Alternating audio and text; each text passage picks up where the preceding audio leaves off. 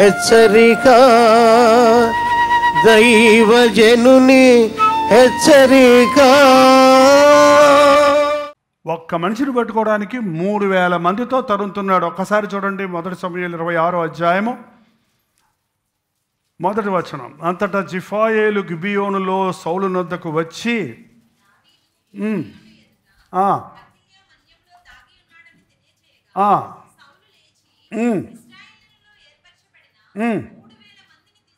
ఎంతమంది ఒకరిని చంపడానికి? 3000 మంది ఒకడి మీద పడితే ఏమవుతాడండి?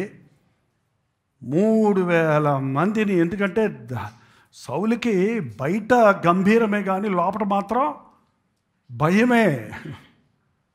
దావీదును బలహీనుడని ఎంచుకోలేదు. దావీదు మామూలు మనిషే కానీ ఎవరు తోడై ఉన్నాడు అతనికి? దేవుడు తోడై ఉన్నాడు. దేవుడు తోడై ఉన్నవారు ఒక్కడు చాలండి. దేవుడు తోడు లేని వారు 3000 మంది, 30,000 మంది, 3 లక్షల మంది. ఇప్పుడు ఇదే గొప్ప. మాకు ఇంతమంది ఉన్నారు విశ్వాసులు, ఇంతమంది. ఇంకా సోషల్ మీడియా అయితే మాకు ఇన్ని వ్యూస్ ఉన్నాయి, ఇంత సబ్స్క్రైబర్స్ ఉన్నారు అని దీని మీదనే ఆరాటపడుతున్నారు. కానీ దేవుడు మీకు తోడున్నాడా, దేవుని మాట మీకు తోడుందా అనేది గమనించడం లేదు. దావీదు చాలా చాలా పోరాటాలు. ఒకసారి భోజనానికి పిలిచినట్టు పిలిచి సౌలు దావీదుని ఏం చేశాడంటే ఈట తీసుకొని ఇచ్చిరాడంట.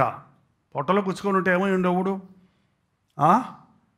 ప్రాణహాని ఉంది అని తెలియగానే చూడండి లోకంలో ఎంత గలిబిలి జరుగుతుందో, ఎంత సెక్యూరిటీలు పెంచుకుంటున్నారు. అతనికి ప్రాణహాని ఉంది అని తెలిసి కూడా రేపు మీరు చంపేస్తారని మీకు ఉత్తరం వచ్చింది అనుకోండి, వాళ్ళు రాత్రి నిద్రపోతారు ఇంటికి వెళ్ళి. ఏంటండి అంటే టెన్షన్, ఒత్తిడి, మానసికమైన ఆందోళన. ఇల్లు లేదు, వాకిల్ లేదు, అరణ్యముల తిరుగుతున్నాడు, దాక్కుంటున్నాడు, గుహల్లో దాక్కుంటున్నాడు. నాలాంటి బతికి ఇంకెవరికి రాకూడదు అనుకొని ఉంటాడండి. నన్ను ఎందుకెలా బాధపెడుతున్నాడు దేవుడు అనుకొని ఉంటాడు. మనం చాలాసార్లు అలాగే అనుకుంటుంటాం. ఆధ్యాత్మిక జీవితంలో పోరాటాలు కలుగుతున్నప్పుడు నా జీవితాన్ని వెనక్కి తిరిగి చూసుకుంటే అనేక రకాల సమస్యల్లో నుంచి ప్రభు తీసుకొని వచ్చినప్పుడు కొన్ని సమస్యలు అలాగే అడిగేవాడిని. ఎందుకు ప్రభు, ఏంటి ప్రభు, నాకు అర్థమయ్యేది కాదు. కానీ దేవుడు చేసే ప్రతిదీ, దేవుడు అనుమతించే ప్రతి దానికి ఒక ఉద్దేశం ఉంది.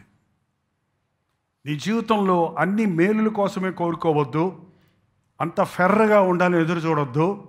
సమస్యలు వచ్చినా, ఆటంకాలు వచ్చినా, వ్యతిరేకాలు వచ్చినా వాటన్నిటినీ నీ మేలు కొరకు మరుగొల్పగలిగిన వాడిగా దేవుడు ఉన్నాడండి. మార్చగలిగిన వాడిగా దేవుడు ఉన్నాడు. కానీ చాలాసార్లు మనం ఆ శ్రమలలో ప్రభువుని విడిచిపెట్టేస్తాం, ఆ పోరాటాల్లో చేతులెత్తేస్తాం. ఆ యొక్క పరిస్థితుల గురించి ఎదుర్కోవాల్సి వచ్చినప్పుడు దేవుని మీద ఉన్న విశ్వాసాన్ని పట్టు విడిచేస్తాం.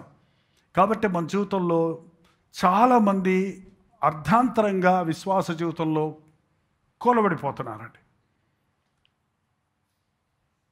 ప్రారంభం నుండి అంతం వరకు రక్షించబడిన వారిలో ఎంతమంది నమ్మకంగా ఉన్నారు అన్నది ఈ మధ్య నేను గమనిస్తాను. మన సంఘంలో, ఎక్కడో సంఘం దేవుడు ఎరుగు, మన సంఘంలో ఒకప్పుడు ఫైర్ లాగా దేవుని కొరకు జ్వాలలుగా ప్రజ్వలించిన వారు, ఒకప్పుడు దేవుని కొరకు త్యాగంతో ఉన్నవారు, దీనులుగా ఉన్నవారు, నమ్మకస్తులుగా ఉన్నవారు, బలముగా దేవుని చేతుల్లో వాడబడిన వారు, కాలం గడిచే కొలది వారి ఆధ్యాత్మిక జీవితంలో పతనమైపోవటము, చెదిరిపోవటము, లేక లోకానికి ఆకర్షణలు అవ్వటము, లోక ప్రేమలకు లొంగటము, లోక ఆచారాలకు లొంగిపోవటము, లేక ఆధ్యాత్మిక అహంకారానికి చోటిచ్చి పతనమైపోవటం అనేది చూస్తున్నప్పుడు, ఒక వ్యక్తిని ఉన్నత స్థాయికి దేవుడు హెచ్చించాలన్నప్పుడు అతన్ని అన్ని విధాలా దేవుడు పరిశోధిస్తాడన్నది దావీదు జీవితంలో చూస్తున్నాం. నా జీవితంలో నిరుత్సాహం పడే విషయాలు, కృంగిపోయే విషయాలు, నష్టపోయిన విషయాలు, ఇతరుల చేత నిందలు పడే విషయాలు, విమర్శించబడే విషయాలు ఉన్నాయి అన్నవాళ్ళు మాత్రం హల్లెలూయా చెప్పండి. అదేంటి నిందలుంటే హల్లెలూయా అంటారేంటి? నిజమేనా?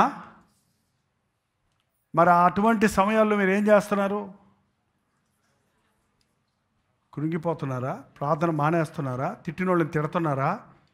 తిరగబడుతున్నారా? లేక దేవునికి మొరపెడుతున్నారా?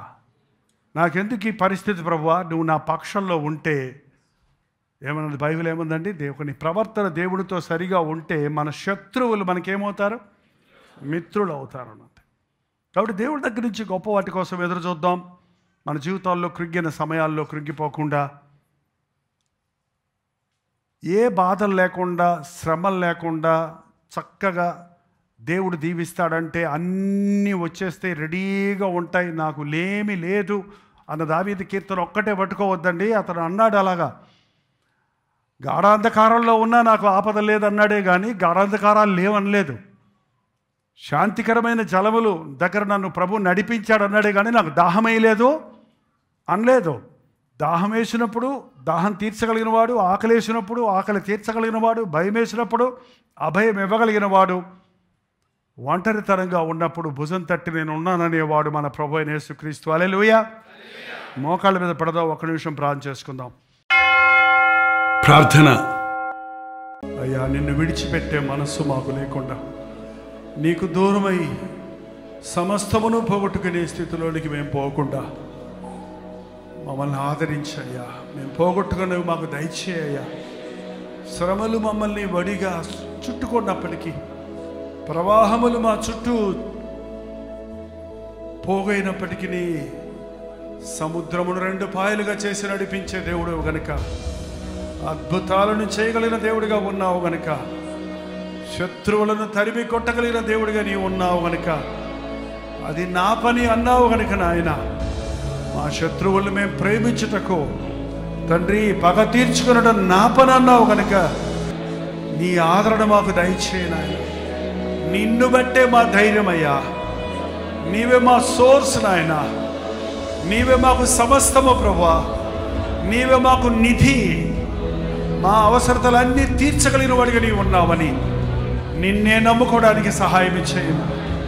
పరిస్థితులు తారుమారైనా, మా శత్రువులు మాకంటే ఎంత బలము గలవారైనా, ఎంత భయంకరమైనటువంటి పరిస్థితులను ఎదుర్కోవాల్సి వచ్చినా, యేసు ప్రభువు నాతో ఉంటే చాలు అన్న ధైర్యం మాకు దయచేయ నాయన. నీ ప్రణాళికలన్నీ మా ఒక్కొక్కరి పట్ల నెరవేర్చుము నాయన. సంఘంలో ఉన్న ప్రతి విశ్వాసిని అంతవరకు నమ్మకస్తులుగా చేయ. పరిచయలో పాలు పంపులు పొందుతున్న వారి మీదకు సాతాను దాడి చేయకూడనట్లుగా, దీనులుగా విరిగిన హృదయం కలిగిన వారిగా అంతవరకు నమ్మకంగా ఉండాలని ఆశతో యేసు వైపు చూస్తూ పరిగెత్తడానికి మాకు సహాయం ఇచ్చే. ఈ రాత్రి మెండైన దీవెనలు మా మీద కుమ్మరించి ప్రార్థనాత్మను అనుగ్రహించి నడిపించమని యేసు క్రీస్తు నామములో అడుగుచున్నాను తండ్రి. మన తండ్రి అయిన దేవుని యొక్క ప్రేమయు, కుమారుడైన క్రీస్తు యొక్క కృపయు, ఆదరణకర్త అయిన పరిశుద్ధాత్మ యొక్క సహవాసములు లైవ్లో జూమ్లో కూడి వచ్చిన మనకి ఇప్పుడును సదాకాలం తోడై ఉండును గాక. ఆమేన్. నా ప్రభువా, ప్రియమైన నా దేవా, మేలులకై స్తోత్రములు, దీవెనకై కృతజ్ఞతలు. హల్లెలూయా. దేవునికి స్తోత్రం. బెంగళూరు పరిసర ప్రాంతాల్లో ఉన్న వారికి శుభవార్త. ప్రతిరోజు దేవుని వాక్యాన్ని అనేక భాషల్లో వింటున్న మిమ్మల్ని ముఖాముఖిగా చూడాలని, మీకోసం వ్యక్తిగతంగా ప్రార్థించాలని బెంగళూరు వస్తున్నాం. ఆగస్టు 27వ తారీఖు మధ్యాహ్నం 2 గంటల నుంచి 5 గంటల వరకు, 6 గంటల నుంచి 10 గంటల వరకు జరిగే ఈ 2 సెషన్స్లోనూ పాల్గొనడానికి సిద్ధపడరండి. మిమ్మల్ని ముఖాముఖిగా చూసి వ్యక్తిగతంగా మీకు ప్రార్థించాలని, దేవుని వాక్యమును ధ్యానించి మనమందరం కలిసి దేవుని సన్నిధిలో ఆనందించాలని ఈ 1 డే గెట్ టుగెదర్ను ఏర్పాటు చేస్తున్నాం. రండి, కుటుంబాలుగా తరలి రండి. ప్రభు సన్నిధిలో మనందరం కలిసి ఆయన వాక్యాన్ని ధ్యానిద్దాం, ఆయన్ని ఆరాధిద్దాం. మరి ముఖ్యంగా మీ సాక్ష్యాలు వినడానికి, మీ కొరకు ప్రార్థించడానికి నేను ఎంతో ఆశ కలిగి ఉన్నాను. సోషల్ మీడియా ద్వారా, టెలివిజన్ ద్వారా వాక్యం వింటున్న మిమ్మల్ని ముఖాముఖిగా చూసి బలపరచాలని ఎంతో ఆశతో ఉన్నాం. తప్పకుండా రండి. బెంగళూరులోని హడ్సన్ కమ్యూనిటీ సెంటర్లో, సిఎస్ఐ కాంపౌండ్లో ఈ 1 డే గెట్ టుగెదర్ జరుగుతుంది. మరిన్ని వివరాలు కావాలంటే 8939393939 నెంబర్కి మీరు కాల్ చేయండి, లేకపోతే మీరు చూస్తున్నటువంటి నెంబర్లకు వాట్సాప్ పెట్టండి, లింక్ మీకు పంపిస్తారు. తప్పక వస్తారు కదా.